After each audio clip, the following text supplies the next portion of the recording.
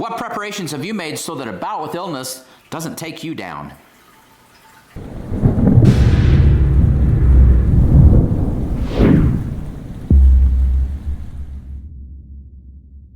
Hey, Provident Preppers, I'm Jonathan. And I'm Colleen, and today we have a special treat for you. One of our viewers, Robin, she lives over on the East Coast, and she has created a special video for you.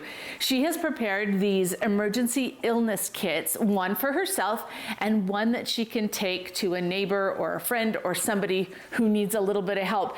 And I think it's really kind of ingenious what she's put into this and how she's tailored it to her and her needs so that she can be a little bit more self-reliant. I think this is wonderful. Yeah, so here you go. Here's Robin. Hi, my name is Robin. I'm a wife and mom of 5 now adult children. My husband and I homeschooled for 23 years.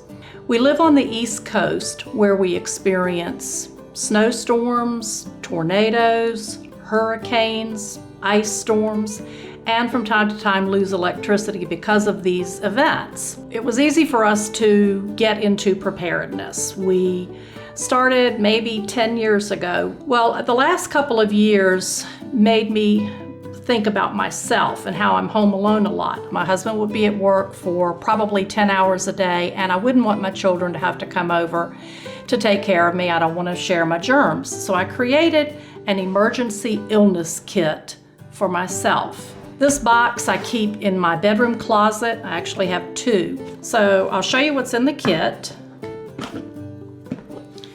And this happens to be almost 2 years old, so it's time for me to go through it anyway. I have adult washcloths. You could use baby wipes. I have a container of isopropyl alcohol, fruit, soup, and all kinds of medicine. You don't know what you're going to end up with. A headache, and that's it. A sore throat, lay in bed and drink fluids all day, or you may end up with the flu or a really bad cold. So you want to stock it to accommodate whatever illness you end up with. This is something I made myself. I have lung issues, so I made an echinacea tincture for myself. Aspirin are my friend. I have a cloth just to maybe put over myself when I eat. In this bag, which I would highly recommend that you put your items in your water in a plastic bag so it doesn't, if they were to leak, they wouldn't get on everything else. But I have water bottles in the plastic bag, and then you can use your plastic bag for your trash. So in these bottles of water, you can add water enhancers, you can add liquid hydration, powdered Gatorades, chapstick, hydrocortisone. Again, you're just being redundant and thinking ahead. Diarrhea medicine, nasal decongestant, a thermometer, which are very hard to come by right now, nighttime medicine, nitrile gloves, another bar, crackers, utensils that you're going to want to throw away, hand sanitizer, antibiotic if you so choose to store that, mucus relief, and some more canned food.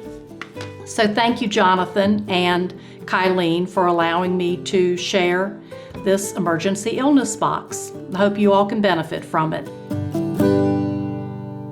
Isn't that wonderful? We want to thank Robin and her son Christopher for putting this together. It's a wonderful thing that they've done, and something that we should all be doing. We should be looking out there and deciding what we need to do to take care of ourselves so that we are as self-reliant as we can be. And now, if there are any of you out there that want to do something similar, please contact us. If you've got a great idea or something that you do that would make other people's lives better, reach out to us and let's see what we can work out. And now for the question of the day. What really cool things are you doing so that you can be more self-reliant during challenging times? Comment below. And thanks for being part of the solution.